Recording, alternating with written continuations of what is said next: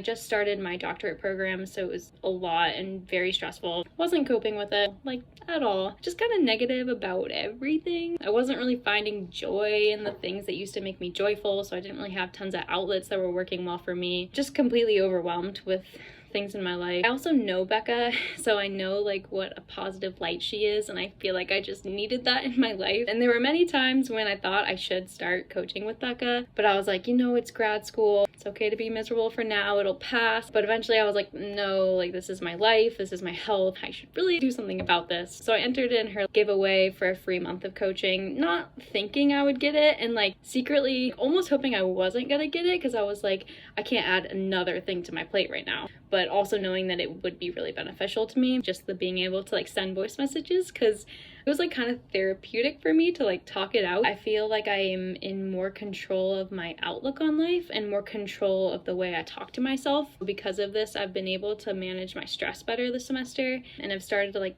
feel like my older happy self, which has been nice. And like, don't get me wrong, still have plenty of times like when I'm overwhelmed or when I'm really stressed, but now I feel like I'm able to catch myself in those moments, like really think about like why I'm feeling that way or why I'm thinking that, what are actually like the issues that are going on in my life, and what can I do to like solve them or make me feel better in that moment. And I know it can sound kind of cheesy, because I used to be like, it won't work for me, like it's fine, but honestly it has worked, and it's like made me know like when I need to take a step back and really think about like why I'm having these thoughts or why I'm having these feelings. One is one that Becca always talks about, like getting curious with why like you're feeling the way you are. So this has been a big thing for me. So instead of just like going through the motions and like letting myself feel negative, now when I'm like stressed or annoyed or depressed, I really think about like, why am I actually feeling like this? It just helps me like work through what's going on in my head, and usually helps me see that I actually do have time, or